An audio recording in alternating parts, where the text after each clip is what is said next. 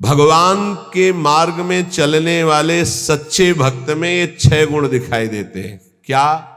पहला, वो सदैव परहित में ही रत होता है, स्वसुख वांछा उसमें नहीं होती, उसका मन और इंद्रियां उसके अधीन होती। जिसका मन अधीन नहीं है वो महाठग है। ये हम महापुरुषों के वचन बोल रहे हैं। जिसका मन अधीन नहीं है वो महाठग है। दैवी संपत्ति को चुरा करके आसुरी संपत्ति को प्रकट करना इस मन रूपी महाठग का प्रभाव है। जिसका मन अधीन नहीं है वो आसुरी संपत्ति वाला है।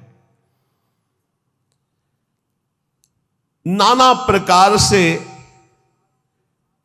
सत भजन रूपी धन का अपहरण करवाता है मन काम क्रोध आदि से मिल करके। इसलिए जो भक्त होता है सबसे पहले इस महाठग को अपने अधीन करता है, मन को। उसकी हर बात का अनादर करके सदगुरु की बात से इस मन को वश में किया जाता है, मन की बात का अनादर करके। और जो मन के अनुसार चलता है वो स्वयं महाठग अपने को ठगा करके ऐसे कार्य करता है जिससे पछताना पड़े। तो भक्त का पहला लक्षण है मन विजयी, स्वसुख वांछा का त्यागी, पहला लक्षण है इसमें जो वर्णन कर रहे हैं। दूसरा है भक्त मृत्यु विजयी होता है। मन विजयी, इंद्रिय विजयी, और दूसरा मृत्यु विजयी। वो हर समय सच्चिदानंद भगवान के चिंतन में इतना निमग्न रहता है कि उसके अंदर से मृत्यु का भय खत्म हो जाता है, मरने का भय खत्म हो जाता है। मन और इंद्रियां अधीन और मृत्यु के भय से मुक्त, भक्त का लक्षण। जिए काल बस ना परे, समुझ जियाए शरण ते डरत ना काल डर, शुद्ध भक्त का लक्षण। तीसरा, सदैव गुरुदेव और भगवान के अनुकूल ही कार्य करने वाला, जिससे गुरुदेव की आज्ञा पालन और भगवान की प्रसन्नता हो, उसके अलावा कोई भी अन्य कार्य उस भक्त के द्वारा नहीं हो सकते। अर्थात तस्मात् शास्त्रम प्रमाणम ते कार्याकार्यो व्यवस्थित हो। उसके आचरण साधुता के अनुकूल, गुरु के अनुकूल, शास्त्र के अनुकूल, भगवान के अनुकूल। श्री कृष्ण अनुकूलेन प्रतिकूलस्य वर्जनम, प्रतिकूलस्य वर्जन, प्रतिकूल को त्याग दिया, विसर्जनम पूर्ण रूप से त्याग दिया। पहला है मन और इंद्रियों को वश में करने वाला। अगर मन और इंद्रियों को वश में नहीं किया तो महाठग होगा, क्योंकि मन बहुत ठगी है। वो सारी देवी संपदा को चुरा कर आसुरी संपदा प्रकाशित करता है, इसलिए उसका स्वभाव ठगी हो जाएगा। जो मन और इंद्रियों को वश में नहीं किया, ठगी का मतलब पाखंड, बाहर से बड़ा और अंदर से पोला, अंदर से वही काम क्रोध लोभ मोह मद की प्रवृत्तियां, वही धन, वही भोग वासनाएं। बाना कुछ और है और आचरण कुछ और है। दूसरा है मृत्यु पर विजय प्राप्त की, मृत्यु के भय का नाश हो गया, वही भक्त है। पहला लक्षण शरणागति में आता है निर्भय, मृत्यु का भी भय खत्म हो गया है। तो जो साधक है वो चल रहा है, लेकिन वो मृत्यु से थोड़ी डरता है, वो तो चल रहा है प्रभु की तरफ। और जो प्रभु का भक्त हो चुका है उसके अंदर मृत्यु का भय कैसे होगा। तीसरा, भूल न दे कुमारक पाऊं, गुरु और इष्ट के प्रतिकूल आचरण बन ही नहीं सकता भक्त के द्वारा। वो सदैव गुरुदेव की आज्ञा और इष्ट देव की प्रसन्नता पर ध्यान रखकर कार्य करता है। चौथा, सदैव देखता रहता है कि मेरे गुरुदेव, मेरे इष्ट देव मुझे देख रहे हैं। मैं जो भी आचरण कर रहा हूं मेरे गुरुदेव देख रहे हैं, मेरे इष्ट देव देख रहे हैं। एक शिष्य बनने के लिए 2 लोग गए, गुरु ने दोनों को तरबूजे दिए, कहा एक तुम जाओ ऐसी जगह से अमनिया करो जहां कोई देख ना रहा हो, ऐसी जगह जाके काटो जहां कोई देख ना रहा हो। एक आए थोड़ी देर में काट के बैठ गए, बोले उसको भी आ जाने दो। शाम तक घुमा, लौट के ऐसे ही पूरा रख दिया, जिससे अमनिया की हुई बैठे थे, उनसे पूछा कि तुम बहुत जल्दी आ गए मनिया करके, कहाँ? बोले प्रभु एक ऐसे एकांत स्थल में गया, आसपास देखा कोई नहीं था, चिड़िया भी नहीं थी, वहां से काट के ले आए। अच्छा आप क्यों नहीं शाम तक घूमते रहे? बोले प्रभु मुझे कोई ऐसा स्थान नहीं दिखाई दिया जहां आप न हो। आपने कहा था कोई न हो, तो मुझे कोई ऐसा स्थान नहीं दिखाई दिया, क्योंकि अखंड मंडलाकारम व्याप्तम इन चराचरम, आप चराचर में व्याप्त मेरे गुरुदेव हैं, मेरे गुरुदेव देख रहे हैं, इसलिए आपने कहा था कोई न देख रहा हो। तो प्रभु हर समय आप मुझे दिखाई दे रहे थे, इसलिए मैंने काटा। जो काट लिए थे उनसे कहा कि तुम तरबूज पाओ और निकल लो, तुम्हारी दीक्षा नहीं होगी। और जो नहीं काटे थे उनसे कहा तुम दीक्षा के अधिकारी हो। ये चौथा, जो हर समय ये देख रहा है कि मेरे गुरुदेव मुझे देख रहे हैं, मेरे इष्ट देव मुझे देख रहे हैं, मैं जो भी आचरण कर रहा हूं मेरे गुरुदेव देख रहे हैं। पांचवा, ये भक्त का लक्षण, अपने परिवार से तनिक भी मोह ना होना। भगवत, चाहे गृहस्थ हो चाहे विरक्त, भगवत भाव होना, मोह ना होना। मोह गए बिनु राम पद होई न दृढ़ अनुराग। भगवान की ही तरफ हर वृत्ति, सब में भगवत भाव, मोह किसी से नहीं। और छठवां, महान दुख विपत्ति को आदर पूर्वक मुस्कुरा कर सहना। समझ में आ रहा? ये हैं भक्त के लक्षण। महान दुख,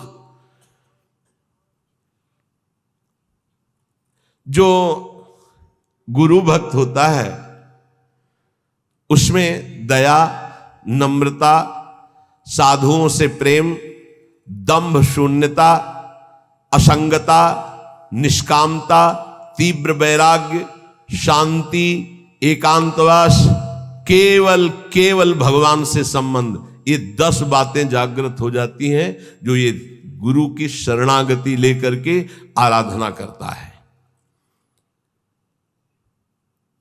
सज्जन, साधुजन, भक्तजन उसे ही कहते हैं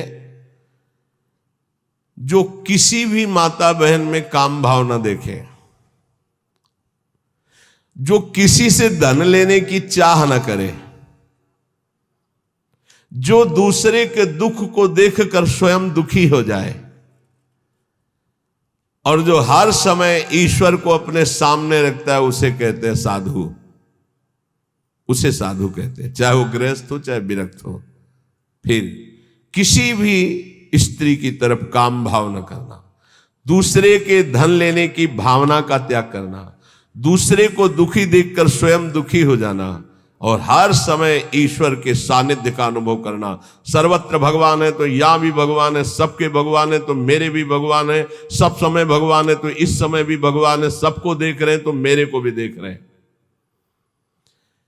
श्री भगवान का अखंड स्मरण,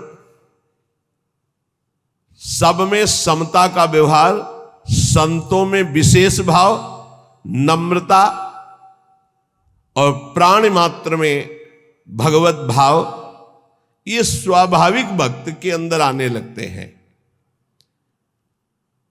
जो विषयों का संग्रह, भोगों का चिंतन, दूसरे शरीरों का आकर्षण भोग वासना से, और रुपया पैसा की प्रियता, वो महामूर्ख है, वो भगवान का भक्त नहीं हो सकता। महामूर्ख इसलिए कि मूर्ख उसे कहते हैं जो कबाड़ बटोरता है, बुद्धिमान उसे कहते हैं जो कीमती वस्तु लेता है। कीमती वस्तु हरि नाम में भगवान को छोड़कर कबाड़ बटोर रहा है। भेष बहुत अच्छे व्यापारी का है और कबाड़ बटोर रहा है। भेषधारी हरि के उर सालें, भगवत ऋषि जी ने कहा है। जब तुम्हारे सामने धर्म और भजन की बात आवे तो उसे कल के लिए मत टालिए, तुरंत उसे स्वीकार कीजिए। और जब पाप की बात आवे तो तुरंत कल के लिए टाल दीजिए, उसको लंबा टाल दीजिए। शायद अभी बुद्धि ठीक नहीं है, उसको लंबा टाल दीजिए। लेकिन धर्म और भजन और सेवा की बात जब आवे तो उसे कल के लिए मत टालिए। अभी काल करे सो आज कर, आज करे सो आप पल के में परलय होएगी, बहुर करेगो कब। भोजन की चिंता का तनिक भी भाव भक्त के हृदय में नहीं होता, भोजन कहां मिलेगा। दूसरा, अर्थ की व्यवस्था से जीवन यापन करने का स्वभाव भक्त का नहीं होता। तीसरा, भयानक रोग आने पर मस्ती में कोई फर्क ना पड़े। चौथा, कोई भी संग ना दे तो भी असंग भाव में नित्य मगन रहे। ये भक्तों के लक्षण वर्णन हो रहे हैं। भोजन की चिंता का त्याग, धन की व्यवस्था से जीने की भावना का त्याग, भारी रोग की स्थिति में मस्ती में कोई फर्क ना आवे भक्त का लक्षण, और किसी के भी संग में उसकी कोई रुचि नहीं है, असंगता का उसको सुख है। जो संतों में लक्षण, तो वो श्वान के 10 लक्षण महान संतों में पाए जाते हैं। ये लिखी है इसमें बात, और वो बात हमको बचपन में बताई थी इससे। इसीलिए जो आप लोग सुनते हैं सब संतों की जूठन है, महापुरुषों के अनुभव, जो छाती का अनुभव सब मिलाकर तभी आपको जो कुछ भी वो तभी अनुभव में आता है। उन्होंने उनके श्रीमुख से, जो ये तो अभी तो बताएंगे, उनके श्रीमुख से कि बेटा, बोले पहला लक्षण, एक बार मैं भिक्षा मांगने गया तो जिसके दरवाजे पे गया तो उसने कहा रुको, रुक गए। क्यों रुके? चल भाग यहां से। मैं चल दिया। ए स्वामी जी रुको रुको रुको, आ जाओ। फिर गए। बोले 7 बार बेटा उसने दबकाया, 7 बार भगाया, 7 बार मैं वापस गया, 8वीं बार उसने भिक्षा दी। ठीक बोले, कुत्ते का ऐसा ही स्वभाव होता है। ऐसे करके रोटी डालो, डंडा मारो, फिर चलो, फिर कुछ करो, फिर आ जाएगा। उसको माना अपमान का किंचन मात्र ध्यान नहीं रहता। ऐसे ही महान संतों का स्वभाव होता है। एक स्वभाव कि आप ऐसे करो, फिर तो एक बार देखेगा, फिर लौट के आएगा, फिर आप डंडा हुआ, फिर दबका दो, फिर वो जय बार करोगे तय बार वापस। उसे माना अपमान का बोध नहीं होता। श्वान के ये 10 लक्षण महान संतों में पाए जाते हैं। वो अपनी भूख मिटाने के लिए माना अपमान का ध्यान नहीं करता भिक्षान्न के द्वारा। इसमें केवल इतना संकेत विस्तृत से उन्होंने बताया था। दूसरा,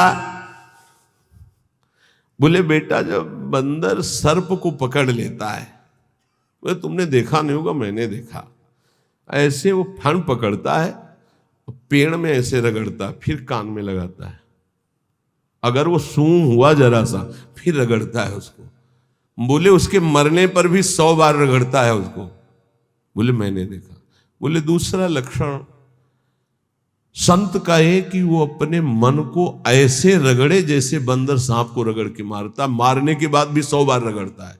मरे हुए मन में ही भगवदानंद की उत्पत्ति होती है। पुराने संतों के जो वचन है वो बहुत गूढ़ होते हैं, उनका अर्थ पूरे जीवन भर निकलता रहता है। मन को जिसने मार लिया वही महात्मा, मन को जिसने चेला बना लिया वही जगत गुरु, मन को जिसने परमात्मा स्वरूप कर लिया वही जीवन मुक्त महापुरुष हो गया। सारा खेल इस मन के ऊपर है।